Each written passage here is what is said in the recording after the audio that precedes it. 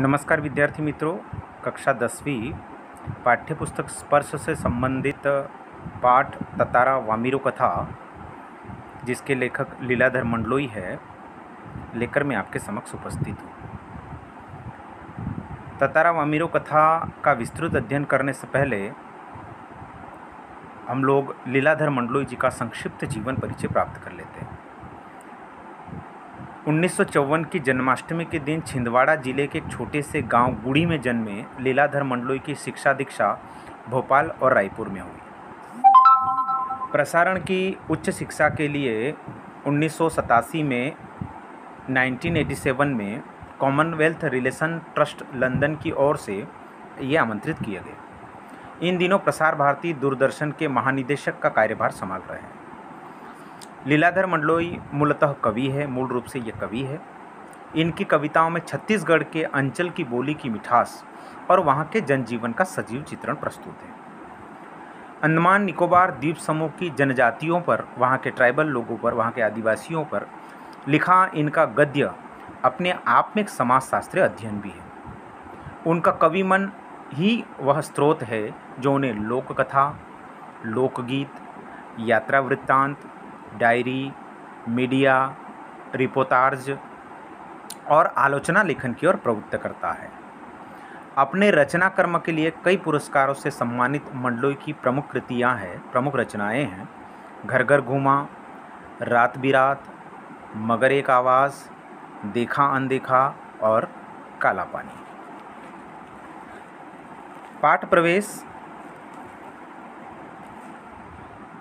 जो सभ्यता जितनी पुरानी होती है, जो कल्चर, जो सिविलाइजेशन जितना पुराना होता है, उसके बारे में उतने ही ज़्यादा किस्से और कहानियाँ भी सुनने को मिलती हैं।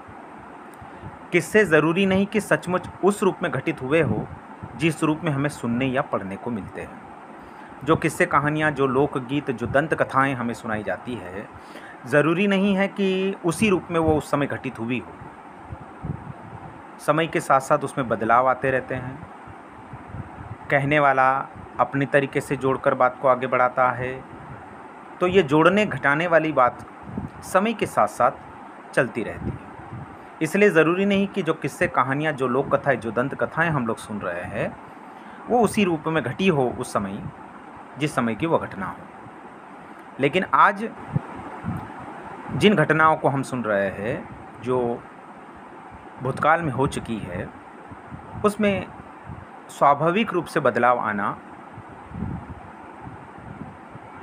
स्वाभाविक रूप से उसमें बदलाव आते रहते हैं। तो प्रस्तुत पाठ ततारा वामिरो कथा इसी द्वीप समूह के एक छोटे से द्वीप पर केंद्रित है।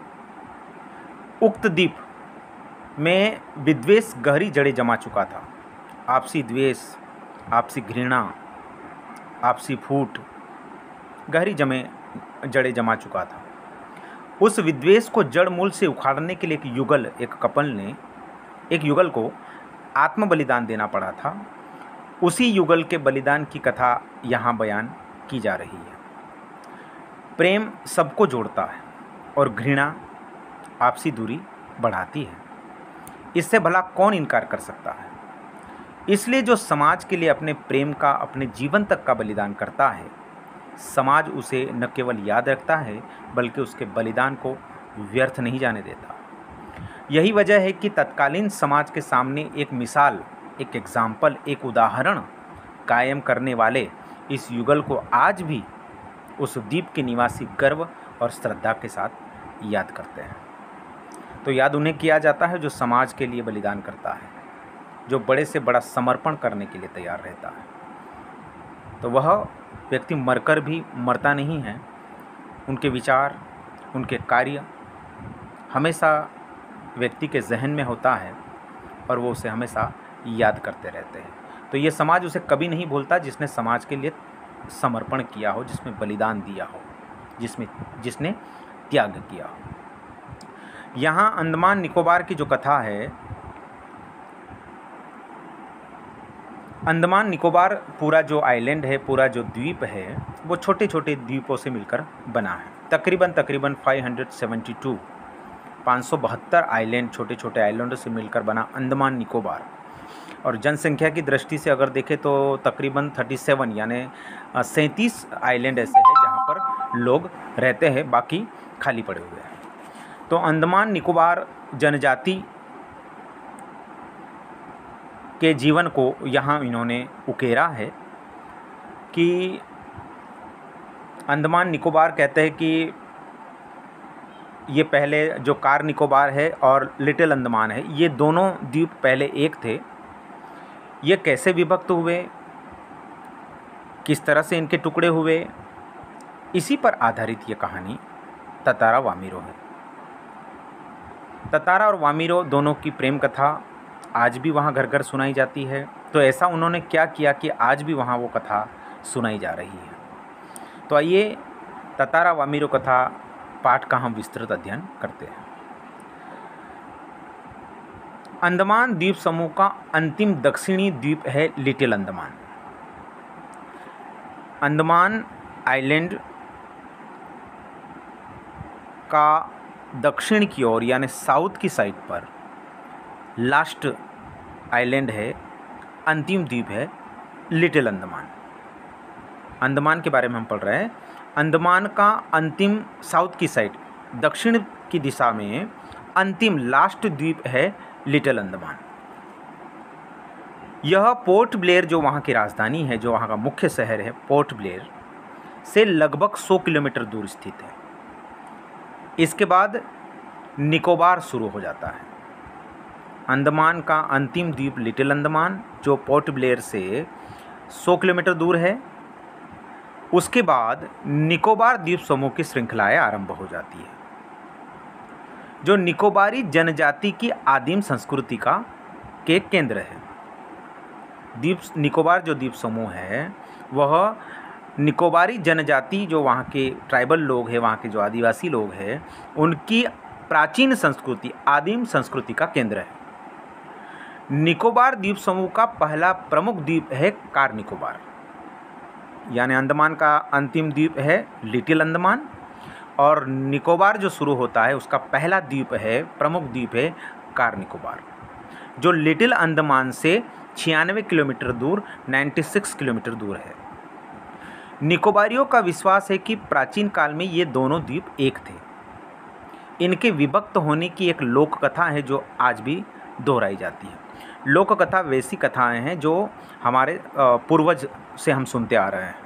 लोगों के द्वारा सुनाई जाने वाली कथाएं लोक कथाएं कही जाती है, जो हमारे दादा परदादाओं के समय से हम लोग सुनते आ रहे, पीढ़ी दर पीढ़ी जो कहानियाँ आगे चलती जा रही है वो लोक कथाएं कहलाती है।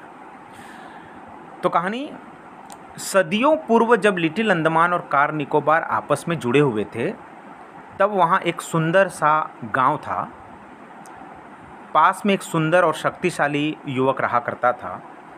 उस गांव का नाम था पासा, और पासा गांव में एक सुंदर सा शक्तिशाली युवक रहा करता था। उसका नाम था ततारा। निकोबारी उसे बेहद प्रेम करते थे। ततारा एक नेक और मददगार व्यक्ति था। सदैव दूसरों की सहायता के लिए वह हमेशा तत्पर रहता था। अपने गाँव की ही नहीं अपितु समूचे द्वीपवासियों की सेवा करना अपना परम कर्तव्य समझता था। अपने केवल गांव के लोग नहीं या अपने ही द्वीप के लोग नहीं, समूचे द्वीपवासियों की सेवा करना वह अपना परम कर्तव्य समझता था। उसके इस त्याग की वजह से वह बहुत चर्चित था। लोग उसकी चर्चा किया करते थे, सभी उसका आदर करते। वक्त मुसीबत में उसे लोग स्मरण करते, लोग उसे याद करते, और वह भागा भागा वहाँ पहुँच जाया करता था। उनकी मदद करने के लिए तुरंत पहुँच जाता था। दूसरे गांव में भी पर्व त्योहारों के समय उसे विशेष रूप से आमंत्रित किया जाता था। अपने गांव के लोग तो उसका आदर सम्मान करते ही थे, लेकिन दूसरे गांव के लोग भी वक्त मुसीबत के समय में लोग जब उसे याद करते वो दौड़ा दौड़ा जाता ही था। लेकिन पर्व त्योहारों के समय लोग विशेष रूप से उसे आमंत्रित किया करते थे। उसका व्यक्तित्व तो आकर्षक था ही, साथ ही आत्मीय स्वभाव की वजह से लोग उसके करीब रहना चाहते थे। पारंपरिक पोशाक में, ट्रेडिशनल ड्रेस में के साथ वह अपनी कमर में सदैव एक लकड़ी की तलवार बांधे रखता था।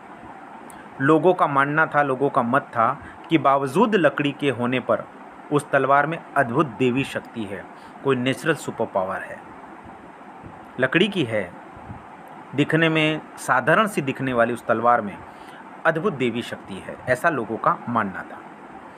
ततारा अपनी तलवार को कभी अलग नहीं होने देता, उसका दूसरों के सामने उपयोग भी कभी नहीं करता था, किंतु उसके चर्चित साहसिक कारनामों के कारण लोग बाघ तलवार में अद्भुत शक्ति का होना मानते थे। ततारा की तलवार एक विलक्षण रहस्य थी, किसी को पता नहीं था कि उस तलवार की क्या विशेषता है, किसी को पता नहीं था कि वह तलवार क्यों हमेशा अपनी तलवार कमर में लटकाए घूमता है। लेकिन वो जो साहसिक कारनामे करता था, जिस तरह के कार्य वो करता था, उससे लोगों का ये मानना था कि ये उस तलवार की ही शक्ति के कारण, जिसमें अद्भुत देवी शक्ति है, शायद उसी वजह से ततारा बड़े बड़े कारनामे कर लेता है। तो आज के लिए बस इतना ही। पार्ट 2 ततारा व अमीरो कथा पार्ट 2 में फिर मुलाकात होगी। तब तक के लिए धन्यवाद।